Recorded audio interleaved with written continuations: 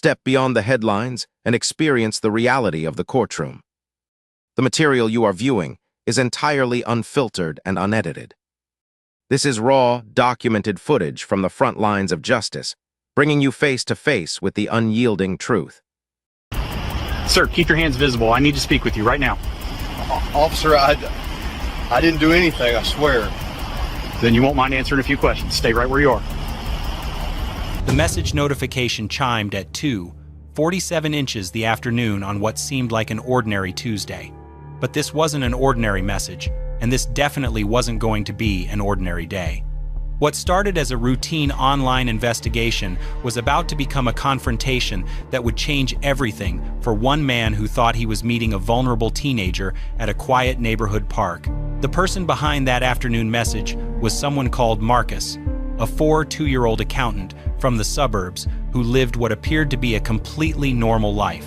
He had a steady job, a modest apartment, and neighbors who would later describe him as quiet and unremarkable. But Marcus had been living a double life online, one that was about to collide with reality in the most dramatic way possible. For weeks, Marcus had been chatting with someone he believed was a 15-year-old girl named Sarah. He had found her profile on a social media platform and initiated contact with what seemed like innocent conversation. But those conversations quickly took a darker turn. Marcus began asking inappropriate questions, making suggestive comments, and eventually requesting photos that no adult should ever ask a minor to provide. What Marcus didn't know was that Sarah didn't exist. The person on the other end of those messages was actually part of an undercover team that specialized in exposing online predators. This team, led by a former law enforcement officer named Detective Rivera, had been working for months to identify adults who were targeting minors online. They created realistic profiles of fictional teenagers, complete with believable backstories and carefully crafted social media presence. When predators like Marcus took the bait, the team would gather evidence while building toward an eventual confrontation. Their goal wasn't just to catch these individuals, but to create awareness about the very real dangers that children face in digital spaces every single day. The conversation logs between Marcus and the fictional Sarah painted a disturbing picture. Over the course of 3 weeks, Marcus had become increasingly bold in his requests. He asked about her school schedule, whether her parents would be home, and suggested they meet in person. The team documented every message, every photo request, and every attempt Marcus made to manipulate what he believed was a vulnerable teenager. The evidence was overwhelming, and the team knew they had enough to confront him publicly. Marcus had suggested they meet at Riverside Park, a quiet location with walking trails and picnic areas. He told Sarah to meet him near the old oak tree by the pond, a spot that was somewhat secluded but still within a public area. He said he would bring her a gift and that they could spend the afternoon together.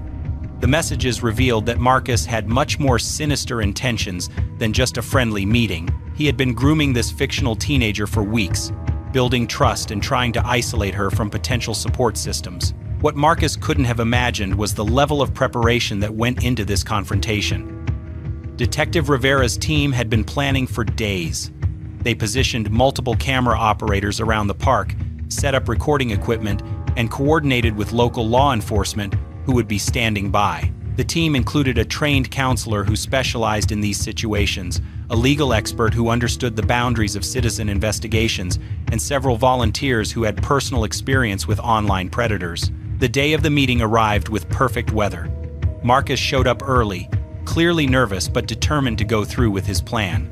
He wore a blue polo shirt and khaki pants, trying to look casual and approachable. He carried a small gift bag and kept checking his phone, presumably looking for messages from Sarah. He positioned himself near the designated meeting spot and waited, completely unaware that he was already being filmed from multiple angles. Detective Rivera approached from the walking path, her team spread out strategically around the area. She carried a folder containing printed copies of every message Marcus had sent, every inappropriate request he had made, and every manipulation tactic he had used. The confrontation was about to begin, and Marcus was about to learn that his online actions had very real consequences. The moment Rivera identified herself and explained why she was there, Marcus's demeanor changed completely. The casual confidence he had displayed while messaging who he thought was a teenager vanished instantly. His face went pale, his hands began to shake, and he started looking around frantically as if searching for an escape route. But there was no escape from the evidence that Rivera began reading aloud for everyone in the park to hear. Marcus initially tried to deny everything, claiming there had been some kind of misunderstanding. But Rivera had prepared for this response. She pulled out her phone and began reading direct quotes from his messages, complete with timestamps and screenshots. The evidence was undeniable, and Marcus's attempts at denial became increasingly desperate and unconvincing. Other park visitors began to notice the commotion, and several stopped to listen as the confrontation unfolded. The psychological manipulation tactics that Marcus had used online became even more disturbing when read aloud in public. He had tried to convince the fictional Sarah that their age difference didn't matter, that she was mature for her age, and that their relationship should be kept secret from her parents and friends. These are classic grooming techniques that predators use to isolate their victims and normalize inappropriate relationships. Rivera explained each tactic as she read the messages, educating both Marcus and the growing crowd about how these manipulations work. Marcus then shifted to a different strategy, trying to claim that he had only been trying to help Sarah, that he was concerned about her well-being and wanted to be a mentor figure. But this explanation fell apart quickly when Rivera read the messages where Marcus had explicitly requested inappropriate photos and suggested physical activities that no mentor would ever propose to a minor. The gift bag he had brought contained items that further contradicted his claim of innocent intentions. The crowd that had gathered was becoming increasingly agitated as they heard the details of Marcus's conversations. Several parents with children at the park expressed outrage and disgust. One father approached Marcus directly, demanding to know if he had children of his own and whether he would want someone like himself approaching his daughter. Marcus couldn't provide coherent answers to these questions, his earlier composure completely shattered. Detective Rivera maintained professional control throughout the confrontation, even as emotions ran high among the bystanders. She explained that while what Marcus had done was morally reprehensible, the legal process would determine what criminal charges, if any, would be filed. She emphasized that the purpose of this confrontation was not vigilante justice, but rather education and awareness about the very real dangers that children face online every single day. The cameras captured every moment of Marcus's humiliation and exposure. His attempts to leave the park were met with more questions and more evidence of his inappropriate behavior. The team had prepared for multiple scenarios, including the possibility that Marcus might try to flee or become aggressive. But Marcus seemed too shocked and overwhelmed to do anything other than stand there as his carefully constructed double life crumbled around him in the most public way possible. What happened next would determine whether this confrontation would lead to real justice or whether Marcus would simply slink away to potentially target other children online. The evidence was overwhelming, the documentation was thorough, and the community was now aware of exactly what kind of person had been living among them. As the confrontation intensified, Marcus made a decision that would seal his fate permanently. He pulled out his own phone and started frantically deleting messages, not realizing that the team had already preserved everything through screenshots and digital forensics. Detective Rivera calmly informed him that destroying evidence was a federal crime and that his actions were being recorded from multiple angles. The panic in Marcus's eyes became even more pronounced as he understood the gravity of his situation. Several bystanders had begun recording the incident on their own phones, turning what Marcus had hoped would be a private meeting into a very public reckoning. A jogger who had stopped to watch pulled out her device and started live streaming the confrontation to social media. Within minutes, the video was being shared across multiple platforms as viewers recognized the importance of exposing predatory behavior. Marcus noticed the additional cameras and became increasingly agitated, demanding that people stop recording him. Detective Rivera explained that he was in a public space and had no reasonable expectation of privacy, especially given the nature of what he had attempted to do. She continued reading from the message logs, revealing how Marcus had tried to convince the fictional teenager to lie to her parents about where she was going. He had suggested elaborate cover stories and even offered to pick her up from school so her family wouldn't know about their meeting. These details painted a picture of someone who understood exactly how wrong his intentions were. The gift bag that Marcus had brought contained items that made his true intentions crystal clear. Detective Rivera opened it carefully, revealing a smartphone that he had planned to give to the fictional Sarah so they could communicate without her parents knowing. There was also jewelry, makeup that was far too mature for a teenager, and a hotel room key card.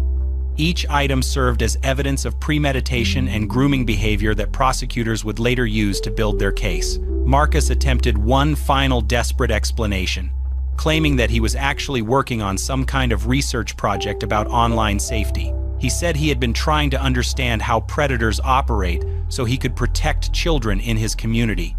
Rivera immediately dismantled this lie by pointing out that legitimate researchers don't request inappropriate photos or plan secret meetings with minors. She noted that his messages contained no educational content whatsoever, only manipulation and sexual predation. The crowd's reaction grew more intense as additional disturbing details emerged from the message logs. Marcus had researched the fictional Sarah's supposed school district and had driven by locations where he thought she might be found. He had asked detailed questions about her daily routine, her friends, and her family's work schedules.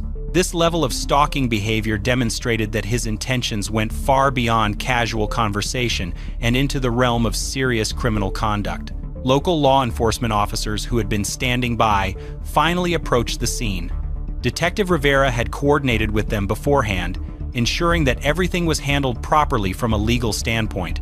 The officers took custody of Marcus's phone as evidence and began the process of formally detaining him while the investigation continued. Marcus's attempts to explain himself to the police were just as unconvincing as his earlier denials to Rivera and the crowd. One of the most chilling moments came when Rivera revealed that Marcus had been simultaneously chatting with multiple profiles that he believed were underage girls. The team had discovered his conversations with at least 4 other fictional minors, each following the same disturbing pattern of grooming and manipulation. This wasn't an isolated incident or a moment of poor judgment, but rather evidence of systematic predatory behavior that had likely been going on for months or even years. The psychological profile that emerged from Marcus's messages was that of someone who specifically targeted children he perceived as vulnerable or isolated. He had asked detailed questions about the fictional Sarah's relationship with her parents, whether she had many friends, and how she felt about herself. These questions were designed to identify emotional weaknesses that he could exploit to gain trust and control. Rivera explained to the crowd how predators use these tactics to identify the most susceptible victims. Marcus's workplace was contacted as part of the investigation, and within hours his employer had released a statement confirming his termination. The accounting firm where he had worked for 8 years expressed shock and disgust at the allegations, noting that he had never shown any concerning behavior in his professional environment. This revelation highlighted how predators often maintain completely normal public personas while engaging in criminal behavior in private. The investigation expanded beyond just Marcus's online activities. Police obtained warrants to search his apartment and electronic devices, looking for evidence of additional victims or criminal behavior. They discovered an elaborate system he had created to manage multiple fake identities and conversations with people he believed were minors. His computer contained thousands of saved conversations and photos, suggesting that his predatory behavior was far more extensive than initially realized. Social media platforms where Marcus had been active began their own internal investigations, working with law enforcement to identify other potential victims. The companies implemented additional safety measures and reporting mechanisms based on the techniques that Marcus had used to avoid detection. His case became a teaching example for platform moderators and safety teams about the sophisticated methods that predators use to groom children online. The viral nature of the confrontation video sparked broader conversations about online safety and the responsibility of platforms, parents, and communities to protect children. Educational organizations reached out to Detective Rivera's team, requesting presentations and training materials that could help parents understand the warning signs of online predation. The case demonstrated how quickly predators could escalate from initial contact to attempting real-world meetings with their intended victims. Marcus's family members were contacted by media outlets seeking comment on the allegations. His elderly parents expressed complete shock, stating that they had never suspected anything inappropriate in their son's behavior. A sister who lived across the country said she hadn't spoken to Marcus in months and was horrified to learn what he had been accused of doing. The family requested privacy while they processed the devastating news about their relative's criminal behavior. The legal proceedings that followed would test the boundaries of citizen journalism and online investigations. Marcus's defense attorney argued that the confrontation had been orchestrated for entertainment purposes rather than legitimate law enforcement. But prosecutors maintained that the evidence of his intent to commit crimes was overwhelming, regardless of how it was obtained. The case would set important precedents for how similar investigations would be handled in the future. But this was just the beginning of Marcus's downfall, and what happened next would prove that the consequences of his actions extended far beyond a single embarrassing confrontation in a public park. A public park.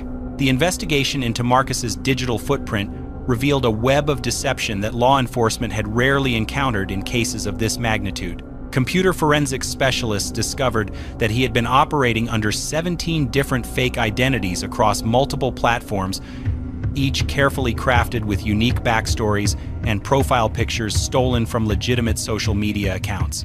The level of organization was disturbing. Marcus kept detailed spreadsheets tracking his conversations with different fictional minors, noting their supposed ages, interests, and emotional vulnerabilities that he could exploit. What made this case particularly alarming was the discovery of a private online forum where Marcus had been sharing tactics with other predators. Screenshots recovered from his deleted files showed conversations where he discussed the most effective ways to build trust with children, how to identify targets who were less likely to report inappropriate contact, and methods for avoiding detection by parents and platform moderators. This wasn't just an individual acting alone, but part of a larger network of people who were actively coaching each other on how to harm children. The forensic team found evidence that Marcus had successfully met at least 3 real victims over the past 2 years. These weren't the fictional profiles created by Detective Rivera's team, but actual children who had fallen prey to his manipulation tactics. The discovery of these real victims transformed the case from attempted crimes to actual exploitation charges that carried much more severe penalties. Each victim was contacted through proper channels, and specialized counselors were brought in to help them process what had happened and begin the healing process. Detective Rivera's team received both praise and criticism for their methods. Law enforcement officials acknowledged that their work had prevented Marcus from potentially harming more children, but some legal experts questioned whether citizen investigations could compromise official prosecutions. The debate sparked discussions in legislative committees about how to regulate these types of operations while still protecting children from online predators. The team defended their approach, arguing that traditional law enforcement resources were insufficient to address the massive scale of online predation. Marcus's arrest made headlines across the region, and the story quickly gained national attention when the confrontation video went viral on social media platforms. The footage was viewed over 15 million times in the first week, with thousands of comments from parents expressing gratitude that someone was taking action against online predators. Child safety advocates used the case as an example of why stronger protections were needed for minors using social media and messaging platforms. The psychological evaluation ordered by the court revealed disturbing insights into Marcus's mindset and behavior patterns. The court-appointed psychiatrist found that Marcus exhibited classic signs of someone who had been escalating his predatory behavior over several years. What had started with inappropriate conversations had progressed to requesting explicit photos and eventually to planning physical meetings with his intended victims. The evaluation suggested that without intervention, Marcus would have continued escalating until he committed increasingly serious crimes. His former colleagues at the accounting firm were interviewed by investigators, and several admitted they had noticed concerning behavior that they had dismissed at the time. Marcus had frequently made inappropriate comments about young female interns and had volunteered to work on accounts for youth organizations and schools. One coworker recalled feeling uncomfortable when Marcus had offered to tutor his teenage daughter in mathematics, though he hadn't reported the incident because he couldn't articulate why it felt wrong. The ripple effects of Marcus's exposure extended throughout his community. Parents at local schools organized safety seminars to educate children about online predators and the tactics they use. The Parent-Teacher Association invited Detective Rivera to speak at a packed auditorium where she explained how predators identify and target vulnerable children. The presentation included examples from Marcus's own messages, demonstrating how quickly innocent conversations could turn manipulative and dangerous. Social media companies faced renewed pressure to implement stronger safety measures following the widespread coverage of Marcus's case. Platform executives were called to testify before congressional committees about what they were doing to prevent predators from using their services to target children. Several companies announced new artificial intelligence systems designed to identify grooming behavior in private messages, though critics argued these measures were long overdue and insufficient. The hotel where Marcus had reserved a room using the key card found in his gift bag cooperated fully with the investigation. Security footage showed him checking in the day before the planned meeting, and staff members recalled his nervous behavior and specific requests for a room on the ground floor with easy parking access. The hotel manager expressed horror at learning how their facility was going to be used and implemented new policies requiring additional identification for guests who appeared to be meeting with minors. Marcus's defense team attempted to argue that their client was suffering from a psychological disorder that impaired his judgment and ability to understand the consequences of his actions. However, the evidence of his careful planning, use of multiple identities, and sophisticated efforts to avoid detection contradicted claims that he didn't understand right from wrong. The prosecution presented expert testimony explaining how predators often appear to function normally in society while engaging in calculated criminal behavior in private. The three real victims whose cases were connected to Marcus through the digital forensics investigation each dealt with the aftermath differently.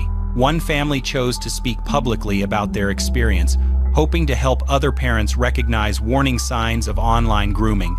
The teenager, now 18, described feeling ashamed and confused about what had happened, but said she was grateful that Marcus had been stopped before he could harm other children. Her parents admitted they had been unaware of the extent of her online interactions and had since implemented much stricter monitoring of their younger children's internet use. Another victim's family decided to pursue civil litigation against Marcus, seeking damages for the psychological harm their child had suffered. Their lawsuit also named the social media platform where the initial contact had occurred, arguing that the company had failed to implement adequate safety measures to protect minors. The case raised important questions about corporate responsibility and whether technology companies could be held liable for facilitating predatory behavior on their platforms. The third victim's family chose to remain completely private, working only with law enforcement and counselors to address the trauma their child had experienced.